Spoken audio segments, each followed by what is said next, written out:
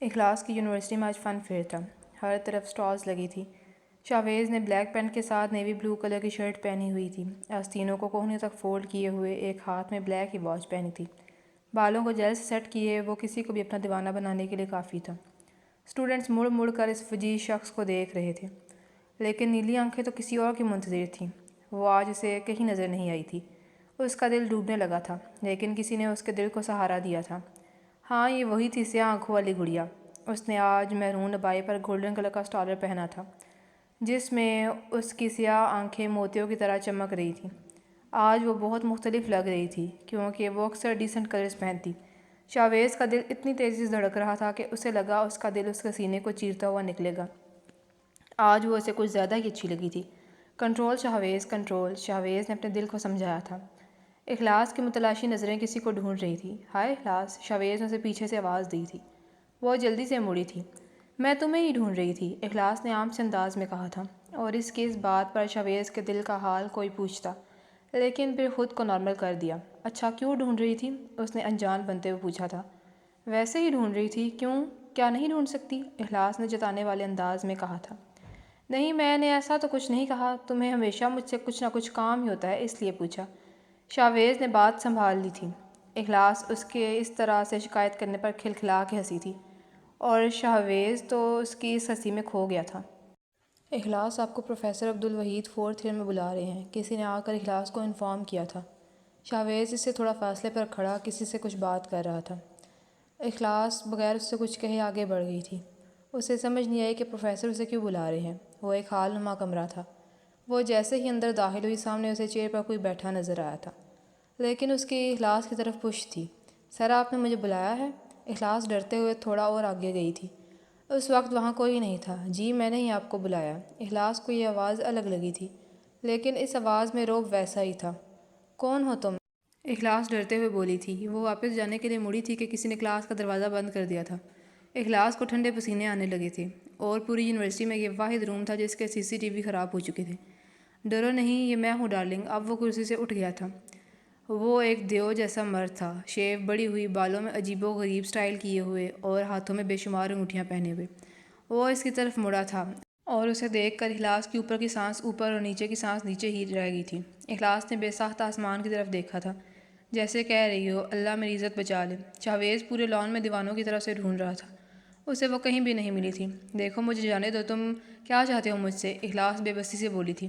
بہرام کا قہقہ پورے ہال میں گونجا تھا۔ میں تمہیں چاہتا ہوں، میں آج رشتہ بھیجوں گا تمہارے گھر، اگر انکار کرنے کی کوشش کی تو تمہارا وہ حال کروں گا کہ کسی کو منہ دکھانے کے قابل نہیں ہوگی۔ بہرام نے سادہ الفاظ میں اس سے اس کی آزادی مانگی تھی۔ تم سمجھدار لڑکی ہو، امید ہے میری بات سمجھ گئی ہوگی۔ وہ کہہ کر آگے بڑھ گیا تھا۔ دروازہ کھل گیا تھا، لیکن وہ تو وہی جامد کھڑی تھی۔ اسے یقین نہیں آ رہا تھا کہ اس کی زندگی کا فیصلہ کسی نے اتنی آسانی سے کر دیا تھا۔ اسے زندگی میں پہلی بار خوف محسوس ہوا تھا۔ وہ شل پیروں کے ساتھ لان میں آئی تھی۔ شاویز نے بے اختیار سکون کا سانس لیا تھا، لیکن وہ اسے صبح والی اخلاص نہیں لگی تھی۔ کیا ہوا اخلاص، کسی نے کچھ کہا ہے؟ شاویز نے فکر مندی سے پوچھا تھا۔ نہیں، بس میری تھوڑی طبیعت خراب ہے، کلاس میں جا رہی ہوں۔ اخلاص یہ کہتے ہوئے آگے بڑھ گئی، اور پیچھے شاویز بس ناسمجھی سے اسے دیکھتا رہ گیا تھا۔ فجر کی حالت تھوڑی بہتر ہو گئی تھی۔ وہ فریش ہو کر نکلی تھی۔ آج اس نے بلیک ڈریس پہنا ہوا تھا۔ وہ ڈریسنگ ٹیبل کے سامنے کھڑی اپنے سیاہ ملائم بال بنا رہی تھی۔ اس کے بال انتہائی خوبصورت تھے، اور لمبے اتنے کہ کمر تک آتے تھے۔ اسے دروازہ کھلنے کی آواز آئی تھی۔ وہ ہڑبڑا کر مڑی۔ وہ شہریار تھا۔ شہریار نے پہلی دفعہ اسے دوپٹے کے بغیر دیکھا تھا، اور اب جب دیکھا تو نظر ہٹانا بھول گیا تھا۔ اسے سمجھ نہیں آئی تھی کہ اس کی آنکھیں زیادہ حسین تھیں یا اس کے بال۔ فجر نے دوپٹہ ڈھونڈنے کے لیے نظر دوڑائی تھی۔ وہ اسے بیڈ پر پڑا نظر آیا تھا۔ شہریار سمجھ گیا تھا، تبھی اس نے آگے بڑھ کر دوپٹہ اٹھایا تھا۔ وائفی، تم تو مجھ سے بھی زیادہ ظالم نکلی۔ شہریار نے دوپٹہ اس کے شانوں پر پھیلاتے سنجیدگی سے کہا تھا۔ کیوں، میں نے کیا کیا ہے؟ فجر معصومیت سے بولی تھی۔ میں نے تمہیں کبھی مارنا نہیں چاہا، لیکن تم تو اس طرح میرے سامنے کھڑی ہو کہ مجھے مارنے کا پلان بنا رہی ہو۔ شہریار نے عام الفاظ میں جواب دیا تھا، اور اس کی بات پر فجر کے دل کی رفتار تیز ہوئی تھی، اتنی کہ اسے لگا شہریار بھی سن رہا ہوگا۔ میں بھولی نہیں ہوں کچھ، فجر نے بات بدلتے ہوئے کہا تھا۔ اچھا، تو کب بھولیں گی آپ؟ شہریار مسکراہٹ دباتے ہوئے کہہ رہا تھا۔ وہ فجر کی حالت سے اچھا خاصا محفوظ ہو رہا تھا۔ مجھے کیا پتا، اگر انسان اپنی مرضی سے کچھ بولتا تو یہ دنیا آج جنت ہوتی۔ فجر کو اس کا یہ انداز ہضم نہیں ہو رہا تھا۔ آپ فکر نہ کریں، میں آپ کو جلد ہی بھلا دوں گا۔ وہ سب کچھ شہریار نے سنجیدگی سے کہا تھا۔ اچھا، اور تم کیسے بھلاؤ گے؟ فجر مسکراتے ہوئے کہہ رہی تھی۔ آپ دیکھ لیں گی۔ شہریار اس سے تھوڑا دور آ کر کاؤچ پر بیٹھا تھا۔ شہریار کاؤچ پر اس طرح بیٹھا تھا کہ فجر اس کے رائٹ سائڈ پر ڈریسنگ ٹیبل کے سامنے بیٹھی بال بنا چکی تھی۔ وہ یک تک اسے دیکھے جا رہا تھا۔ فجر کو اس کی نظروں کی تپش اپنے اوپر محسوس ہوئی تو اس نے شہریار کی جانب دیکھا تھا۔ سنہری اور بھوری آنکھیں ٹکرائی تھیں، لیکن ایک دفعہ جذبات مختلف تھے۔ اگر میرے بال خراب ہوئے تو تمہاری خیر نہیں، فجر نے انگلی اٹھاتے ہوئے شہریار کو وارن کیا تھا۔ کیوں بھلا میرا کیا قصور ہوگا؟ شہریار نے ناسمجھی سے بولا تھا۔ تم جو ایسے الو کی طرح مجھے گھور رہے ہو، اور مجھے امید ہے کہ تم نے ایک دفعہ بھی ماشاءاللہ نہیں کہا ہوگا، تو نظر تو لگے گی نا، فجر نے ناک سکوڑتے ہوئے کہا تھا، اور اس کی بات پر شہریار کا کہکا چھوٹا تھا۔ نہیں، میں آپ کو نظر نہیں لگاؤں گا، آپ بے فکر رہیں وائفی۔ شہریار ہنستے ہوئے کاؤچ سے اٹھا تھا، اور اسے اٹھتے دیکھ کر فجر کی دھڑکنیں ایک بار پھر سے بے ترتیب ہوئی تھیں۔ ٹھیک ہے، میں مان گئی کہ آپ مجھے نظر نہیں لگائیں گے، اب بیٹھ جائیں، فجر بالکل حیران کر دینے والے انداز میں کہہ رہی تھی، اور شہریار پہلے تو حیران ہوا تھا لیکن پھر مسکرا دیا۔ ٹھیک ہے وائفی، میں بیٹھ جاتا ہوں، ورنہ تو میں باہر جا رہا تھا، شہریار نے نارمل انداز میں کہا تھا۔ نہیں نہیں، تم مت بیٹھو، تم جاؤ، کوئی ضروری کام ہوگا نا؟ فجر کو احساس ہوا تھا کہ اس نے اسے دوبارہ بٹھا کر غلطی کی تھی۔ لیکن ابھی تو تم کہہ رہی تھی کہ میں تمہارے ساتھ رک جاؤں، شہریار نے شرارت سے کہا تھا۔ نہیں، میں بالکل بھی ایسا نہیں کہہ رہی تھی، میں کہہ رہی تھی کہ تم جاؤ۔ فجر اس کے پاس جا کر اسے پیچھے کھڑی ہو گئی تھی۔ وائفی، کیا ارادہ ہے آپ کا؟ شہریار نے ذمینی بات کی تھی۔ فی الحال تو تمہیں باہر نکالنے کا ارادہ ہے، فجر نے معصومیت سے اس کی پشت پر ہاتھ رکھتے ہوئے کہا تھا، اور اتنی شہریار کی مجال کہ وہ اس کا ہاتھ ہٹا تھا۔ فجر اسے دروازے تک لائی تھی اور اسے ایک دھکا دے دیا تھا۔ ارے یہ تو تم نے چیٹنگ کی ہے، شوہر کو کوئی اس طرح رخصت کرتا ہے نادان لڑکی؟ شہریار دروازے کے باہر مصنوعی غصے سے کہہ رہا تھا۔ میں تو ایسے ہی کرتی ہوں، فجر نے مسکراتے ہوئے دروازہ بند کر دیا تھا، اور شہریار اس کی عقل پر افسوس ہی کرتا رہ گیا کہ لڑکیاں مرتی ہیں شہریار افندی کا ایک آٹوگراف لینے کے لیے، اور ایک ہی میری بیگم، انہوں نے مجھے کمرے سے ہی نکال دیا۔ اخلاص یونیورسٹی سے آتے ہی کمرے میں بند ہو گئی تھی۔ اسے سمجھ نہیں آ رہی تھی وہ کیا کرے، کس سے مدد مانگے۔ آخر اس نے فجر کو سب بتانے کا فیصلہ کیا تھا۔ اس نے موبائل اٹھایا اور فجر کو کال ملانے لگی۔ السلام علیکم آپی، اخلاص نے کال کنیکٹ ہوتے ہی سلام کیا تھا، اور دوسری جانب سے انتہائی خوشگواری سے سلام کا جواب دیا گیا تھا۔ کیا ہوا گڑیا، تمہاری آواز بہت مرجھائی ہے، کیا کسی نے کچھ کہا ہے؟ فجر سمجھ گئی تھی اور اخلاص کی آنکھوں سے گرم سیال بہنا شروع ہو گیا تھا۔ آپی، مجھے کسی نے دھمکی دی ہے، اخلاص نے مختصر بات کی تھی۔ کس نے دھمکی دی ہے گڑیا؟ مجھے پوری بات بتاؤ، بلکہ رکو میں آتی ہوں۔ فجر کال ڈسکنیکٹ کرتے ہی پریشانی سے اٹھ گئی تھی، اور آدھے گھنٹے بعد وہ اخلاص کے ساتھ اس کے کمرے میں بیٹھی تھی۔ گڑیا، تم بتاؤ گی بھی یا روتی رہو گی؟ فجر جب سے آئی تھی اخلاص روئے ہی جا رہی تھی۔ آپی آج اخلاص نے اسے بہرام کے بارے میں سب کچھ بتایا تھا۔ پریشان تو فجر بھی ہوئی تھی، لیکن پھر خود کو نارمل کر دیا تھا۔ دیکھو گڑیا، اگر ایسے لوگوں سے ڈرتی رہو گی تو یہ تمہیں اور زیادہ نقصان پہنچائیں گے۔ ایسے لوگوں کے سامنے ڈٹ جاؤ اور ان کا مقابلہ کرو، ان کو بتاؤ کہ تم سنڈریلا نہیں ہو بلکہ تم ایلسا ہو جو اپنے مسائل خود حل کرتی ہے۔ اگر وہ تمہیں عزت جانے دینے کی دھمکی دیں تو کیا تم نے قرآن مجید نہیں پڑھا؟ کیا تمہیں پتہ نہیں کہ عزت اور ذلت اللہ کے اختیار میں ہے؟ یہ عزت تو اس کے اختیار میں ہے ہی نہیں جو وہ تم سے چھین لے گا، یہ تو اللہ کے اختیار میں ہے، اور جسے چاہے دے دیتا ہے، جس سے چاہے لے لیتا ہے۔ فجر نے اسے اس کی مشکل کا حل پیش کیا تھا۔ تھینک یو آپی، you are my guardian angel, Ikhlas نے مسکراتے ہوئے اسے گلے لگایا تھا، اور فجر بھی اس کے گلے لگی تھی۔ سعدیہ بیگم کمرے میں داخل ہوئی تھیں۔ بیٹا، باہر مہمان آئے ہیں، نکلو تم دونوں، سعدیہ بیگم تہمکانہ انداز میں کہہ کر نکل گئی تھیں۔ اب بھی شاید یہ وہی لوگ ہیں۔ اخلاص کو پھر سے بہرام کی باتیں یاد آئی تھی۔ فجر اور اخلاص باہر آئی تھیں، ان کو سلام کر کے اب وہ چھوٹی موٹی باتیں کر رہے تھے۔ اخلاص کو وہ بہت سویٹ لگی تھیں۔ پتہ نہیں ان کا بیٹا کس پر گیا تھا، اخلاص نے تلخی سے سوچا تھا۔ بہن، ہم آپ کی بیٹی کا رشتہ لینے آئے ہیں اپنے بیٹے کے لیے، شاہدہ بیگم نے آخر اپنے آنے کی وجہ بتا دی تھی۔ دیکھیں آنٹی، میری بہن ابھی پڑھ رہی ہے اور ہم اس کا رشتہ بھی نہیں کرنا چاہتے، سعدیہ بیگم کی جگہ فجر نے جواب دیا تھا۔ اس کا لہجہ ادب کے تقاضوں کو پورا کرتا تھا، لیکن وہ دو ٹوک تھا۔ اٹس اوکے بیٹا، وی انڈرسٹینڈ، لیکن اگر آپ صرف منگنی کے لیے ہی مان جائیں تو ہم آپ کے بہت مشکور ہوں گے۔ شاید پڑھی لکھی خاتون تھیں وہ، اس لیے انہوں نے مؤدب انداز میں کہا تھا۔ آنٹی، یہ تو ہے ہماری پرسنل بات، لیکن آپ اتنا ضد کر رہی ہیں تو میں آپ کو بتا دیتی ہوں کہ اخلاص کی منگنی میں نے اپنے دیور کے ساتھ طے کی ہے۔ فجر نے سادگی کے ساتھ کہہ کر اخلاص اور سعدیہ بیگم کی معلومات میں اضافہ کیا تھا۔ شاہدہ کچھ کہے بغیر اٹھ گئی تھیں، سعدیہ بیگم ان کو چھوڑنے کے لیے باہر تک گئی تھیں۔ آپ نے جھوٹ کیوں بولا؟ اخلاص نے پوچھا تھا، کیونکہ وہ سچ سن کر یہاں سے جانے والی نہیں تھی۔ فجر نے عام سے انداز میں کندھے اچکائے تھے، اور اخلاص تو یہ سوچ کر پریشان تھی کہ یہاں پر تو فجر نے بچا لیا، اب یونیورسٹی میں کون بچائے گا؟ شہریار حلیمہ بیگم اور شاویز کے ساتھ ہال میں بیٹھا تھا۔ کیا ہوا شہریار، تم کیوں ہمیں یہاں لے کر آئے ہو؟ حلیمہ بیگم نے اکتا کر کہا تھا، اور شاویز کی حالت بھی ان سے مختلف نہ تھی۔ ماما، میں آپ کو ایک سرپرائز دینا چاہتا ہوں، شہریار نے انتہائی بے نیازی سے کہا تھا۔ لیکن بھائی، وہ تو آپ نے دے دیا، تو اب کہاں کا سرپرائز؟ شاویز منہ بناتے ہوئے بولا تھا۔ نہیں بھائی کی جان، میرا سرپرائز سپوائل نہیں ہو سکتا، شہریار نے اس کی معلومات میں اضافہ کیا تھا۔ شہریار ان کے سامنے آ کر بیٹھا تھا، یوں کہ شاویز اور حلیمہ اس کی طرف تھے۔ ماما، میں نے نکاح کر لیا ہے، شہریار نے اپنی بھوری آنکھیں ان کی آنکھوں میں گاڑی دیں۔ حلیمہ بیگم کی آنکھوں میں بے یقینی ابھری تھی، البتہ شاویز ہنس رہا تھا۔ بھائی، آپ مذاق کر رہے ہیں نا؟ شاویز نے ہنستے ہوئے کہا تھا۔ نہیں بھائی کی جان، آئی ایم سیریس، شہریار نے بغور ان کے چہرے کے اتار چڑھاؤ کو دیکھا تھا۔ بتانے کی کیا ضرورت تھی؟ حلیمہ بیگم ناراضگی بولی تھی۔ البتہ شاویز اس وقت شاکڈ بیٹھا تھا۔ ماما، ضرورت تھی تبھی تو بتایا نا، شہریار نے انہیں بہلانے والے انداز میں کہا تھا۔ وہ جانتا تھا حلیمہ بیگم سمجھ جائیں گی۔ شاویز کی حالت اب سنبھل گئی تھی۔ کانگریچولیشن بھائی، آپ تو چھپے رستم نکلے، شاویز نے ہنستے ہوئے کہا تھا، اور اس کے اس انداز پر حلیمہ بیگم نے اسے ایک گھوری سے نوازا تھا، اور حالات کی نزاکت سمجھتے ہوئے وہ بھی چپ ہو گیا تھا۔ البتہ شہریار کی مسکراہٹ ویسی ہی تھی جیسے کچھ ہوا ہی نہ ہو۔ ماما، آپ مجھ سے ناراض ہیں؟ شہریار نے ان کے ہاتھوں کو پکڑتے ہوئے کہا تھا۔ نہیں، میں تو بہت خوش ہوں کہ میرا بیٹا شادی کر کے آیا ہے اور مجھے بتانے کی زحمت بھی نہیں کی۔ اگر تم مجھے بتا دیتے تو کیا میں منع کرتی؟ حلیمہ بیگم کی آواز بھیگ گئی تھی۔ شہریار نے اٹھ کر انہیں گلے لگایا تھا۔ اچھا ماما، غلطی ہو گئی، معاف کر دیں، شہریار نے ان کو ریلیکس کرتے ہوئے کہا تھا۔ کب ملوا رہے ہو مجھے اپنی بہو سے؟ حلیمہ بیگم آنسو صاف کرتے ہوئے بولی تھی۔ البتہ اس بار وہ مسکرا رہی تھی۔ بہت جلد، شہریار نے مسکرا کر کہا تھا۔ اگر اجازت ہو تو میں کچھ بولوں؟ شاویز جو کب سے یہ ایموشنل ڈرامہ دیکھ رہا تھا بول اٹھا۔ ہاں بھائی، تو کبھی چپ بھی ہوا ہے، شہریار نے اسے چھیڑنے والے انداز میں کہا تھا۔ شہریار اب انہیں خود سے کوئی کہانی سنانے لگا تھا کہ کن حالات میں ان کی شادی ہوئی تھی۔ اخلاص نے پوری رات ایک لمبا سا لیکچر تیار کیا تھا کہ اگر بہرام کچھ کہے تو وہ یہ بول دے گی۔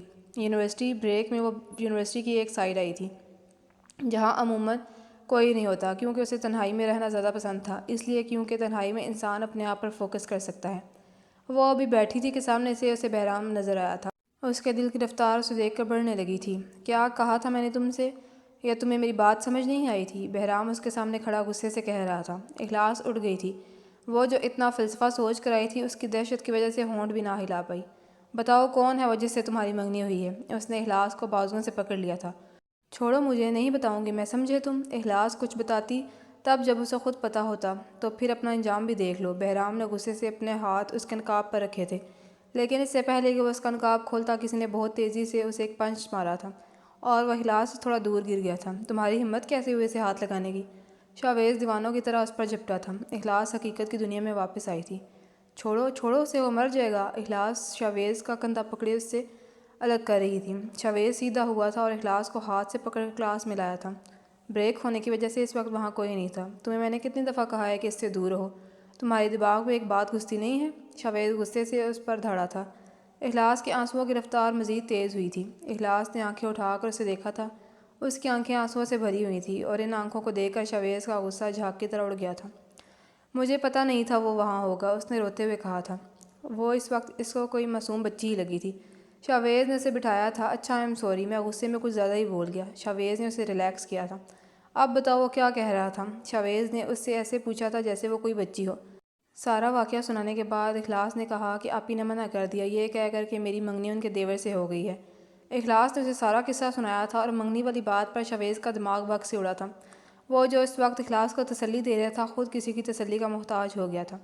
اخلاص نے اس کی حالت نوٹس کی تھی۔ اس نے اسے ہلایا تھا۔ کیا ہوا، تمہاری طبیعت تو ٹھیک ہے؟ اخلاص نے اس سے پوچھا تھا۔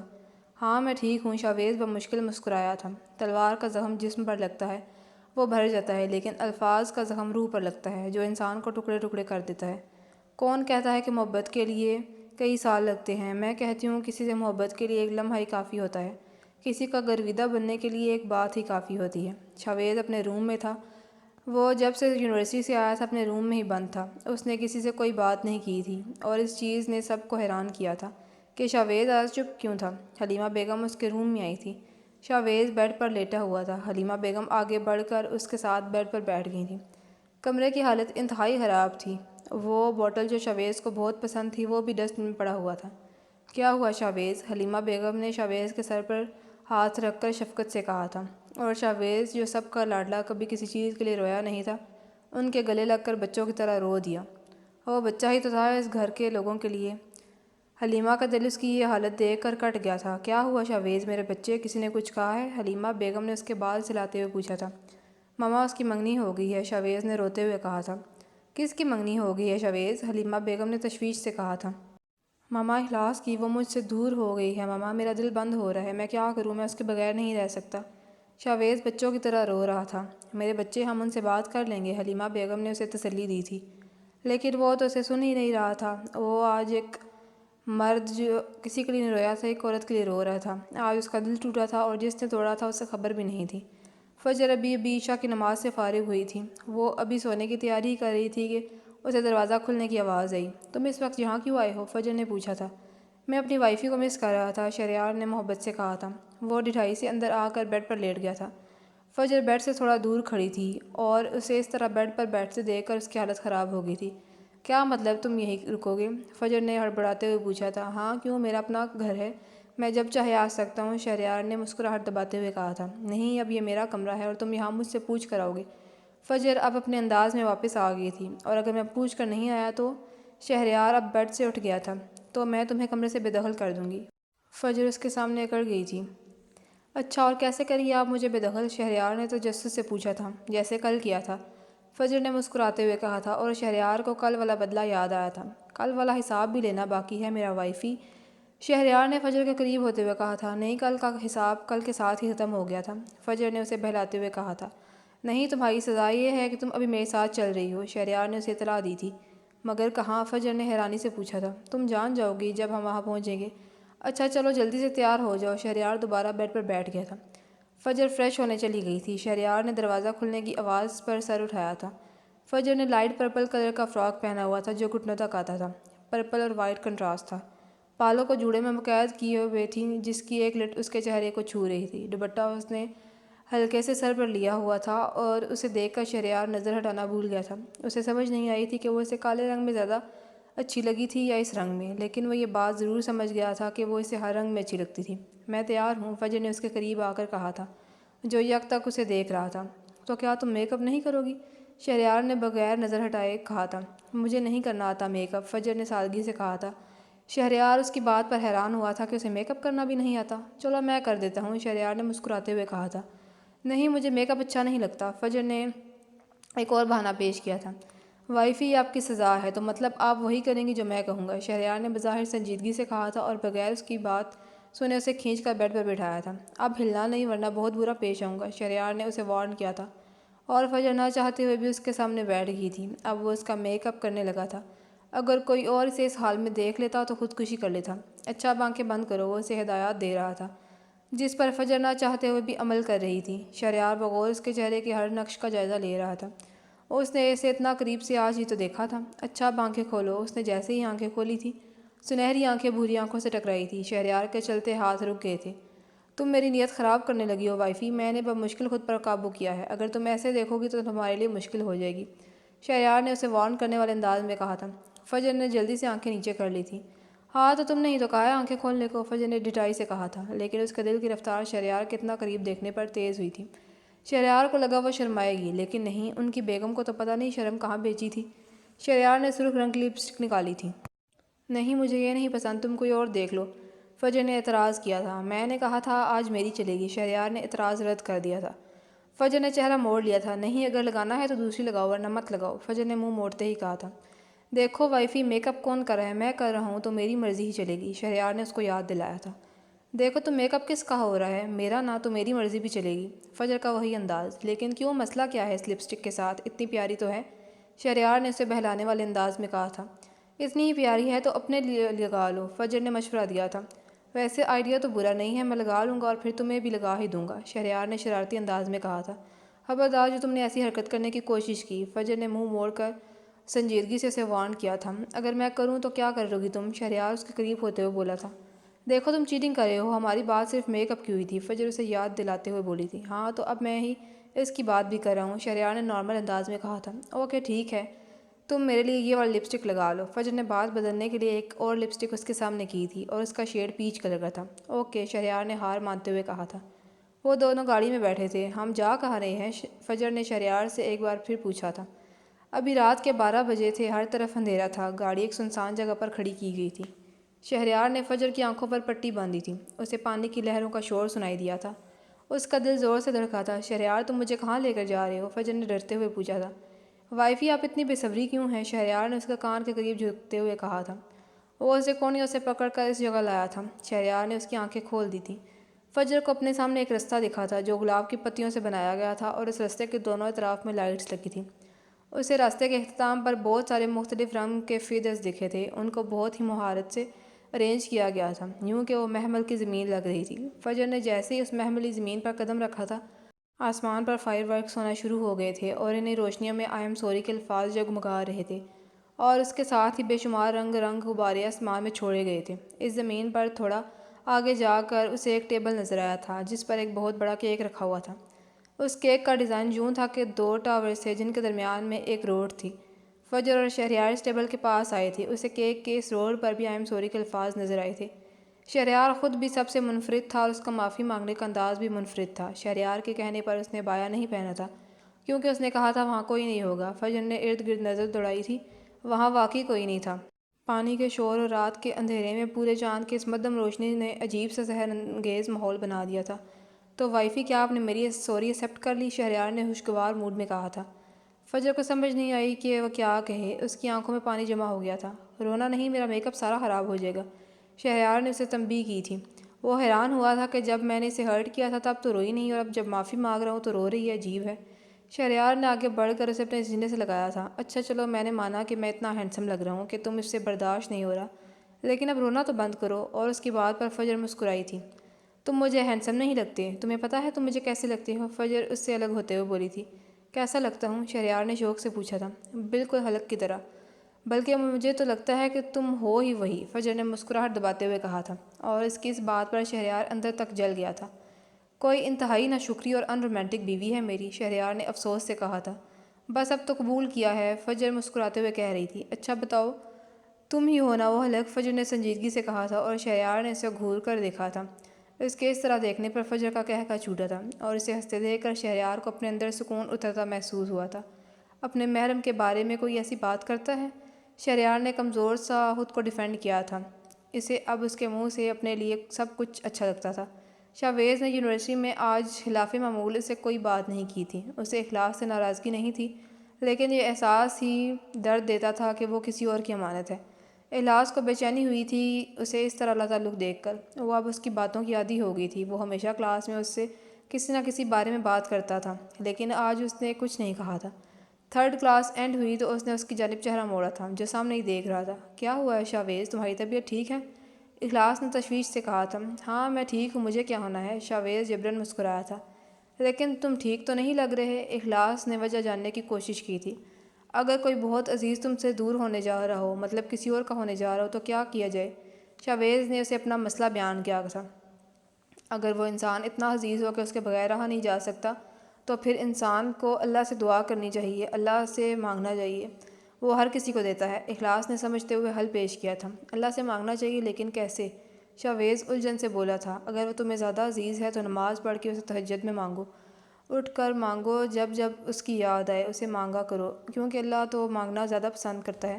اخلاص نے اس کا یہ مسئلہ بھی حل کیا تھا۔ لیکن اگر کوئی بہت گنہگار ہو تو وہ کیا کرے؟ شاویز کی الجھن تھوڑی دور ہوئی تھی۔ دیکھو، اللہ کسی کی دعا رد نہیں کرتا، اگر کوئی بہت گنہگار ہو تو سچے دل سے توبہ کر لے، اس کے تمام گناہ معاف ہو جائیں گے، اخلاص نے اسے سمجھایا تھا، اور شاویز نے سمجھنے والے انداز میں سر ہلایا تھا۔ تھینک یو، شاویز اٹھ کر کلاس سے باہر چلا گیا تھا۔ اخلاص کو اس کا یہ انداز بالکل بھی پسند نہیں آیا تھا، لیکن وہ اس کے پیچھے نہیں گئی تھی۔ باقی سارا دن شاویز نے اخلاص کو فل اگنور کیا تھا۔ اخلاص کا دل کیا اس سے پوچھ لے، لیکن پھر عزت نفس درمیان میں آ گئی تھی، اس لیے نہیں پوچھا۔ اور شاویز کے دل کا حال تو صرف وہ اس کا رب ہی جانتا تھا کہ اس نے کیسے خود کو کنٹرول کیا تھا۔ شاویز یونیورسٹی سے آ کر ایک بار پھر سے کمرے میں قید ہو گیا تھا۔ اس نے وضو کا طریقہ موبائل سے سیکھ لیا تھا۔ اس نے کبھی بچپن میں سیکھا تھا یہ وضو اور نماز، لیکن اب وہ بچہ نہیں رہا تھا اور نہ ہی اس کا بچپن باقی تھا۔ اس نے وضو کر کے دعا کے لیے ہاتھ اٹھائے تھے، اسے اپنے رب سے حیا آئی تھی، لیکن پھر اخلاص کی بات پر پھر سے ہاتھ اٹھا لیے تھے۔ اللہ میں جانتا ہوں میں بہت گنہگار ہوں، مجھے اپنی کوئی نیکی بھی یاد نہیں ہے، آج بھی اپنے لیے ہی آیا ہوں، لیکن اللہ اگر وہ لڑکی میری زندگی سے چلے گی تو میں زندہ نہیں رہ پاؤں گا، وہ میرے لیے بہت خاص ہو گئی ہے۔ میرے مالک، میں تجھ سے تیرے بندوں میں سے اس لڑکی کا سوال کرتا ہوں جس کی وجہ سے آج میں تیرے سامنے بیٹھا ہوں۔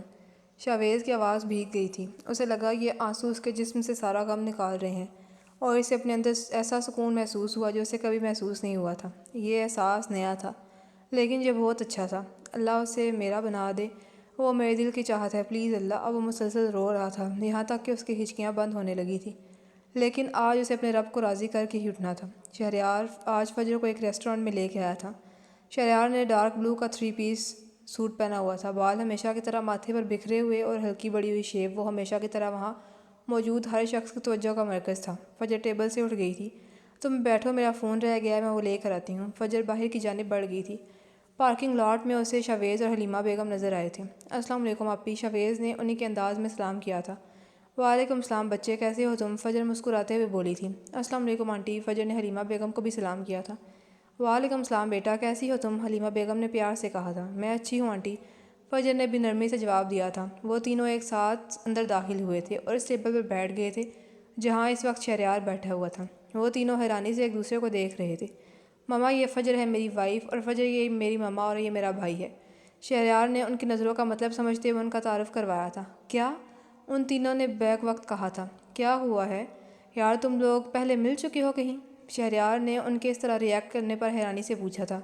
نہیں، میرا مطلب ہے ہاں ہم مل چکے ہیں، فجر نے جواب دیا تھا۔ وہ ابھی کچھ اور کہتے کہ ویٹر مینیو کارڈ لے کر آ گیا تھا۔ شاویز کو یقین نہیں آیا تھا، کیونکہ ابھی کچھ گھنٹے پہلے ہی تو اس نے دعا کی تھی اور اتنی جلدی پوری ہو گئی تھی۔ اللہ نے اسے اکیلا نہیں چھوڑا تھا، اس نے اس کی سن لی تھی، کیونکہ اس کی دعا میں صدق تھا۔ لیکن اسے منگنی والی بات سمجھ نہیں آئی تھی، کیونکہ اخلاص اور شاویز کی تو منگنی نہیں ہوئی تھی۔ شاویز کے دل سے ایک اندیکھا ہوا ڈر جو اتر گیا تھا۔ اسے آج اپنے رب پر بہت پیار آیا تھا، اس کا دل کیا ابھی سجدے میں گر پڑے۔ فجر نے اس سارے میں شہریار کو بالکل اگنور کیا تھا۔ وہ سارا وقت شاویز سے ہی بات کرتی رہی، اور شہریار کو اس وقت اپنے بھائی سے جیلسی ہو رہی تھی۔ جس طرح سے وہ فجر کو آپی بلا رہا تھا، اس کا ضبط ختم ہوا تھا۔ آخر وہ اٹھ گیا تھا۔ کیا ہوا؟ فجر نے پوچھا تھا، اور اس کے اس طرح انجان بننے پر شہریار کو مزید آگ لگی تھی۔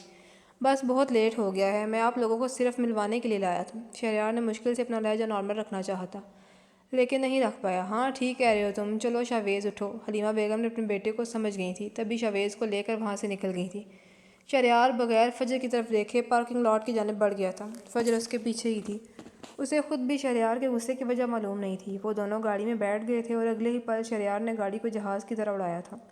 شہریار کیا ہوا تمہیں؟ اتنے غصے میں کیوں ہو؟ فجر تھوڑے آگے نکلتے ہوئے بولی تھی، لیکن دوسری جانب مکمل خاموشی تھی۔ شہریار کیا ہوا ہے؟ فجر نے ایک بار پھر پوچھا تھا، لیکن مخالف تو پتھر کا ہو گیا تھا۔ آخر تنگ آ کر اس نے بریک پر شہریار کے پیر کے اوپر اپنا پیر رکھا تھا اور زور سے اس کو دبایا تھا۔ گاڑی کا بیلنس بگڑ گیا تھا، لیکن شہریار نے جلدی سے توازن برقرار کر لیا تھا اور گاڑی سائڈ پر روک دی تھی۔ تمہارا دماغ خراب ہے؟ اب اگر ہمارا ایکسیڈنٹ ہو جاتا تو؟ شہریار غصے اور پریشانی سے بولا تھا۔ ہاں تو تم میری بات نہیں سن رہے تھے نا؟ فجر معصومیت کے تمام ریکارڈ توڑتے ہوئے بولی تھی۔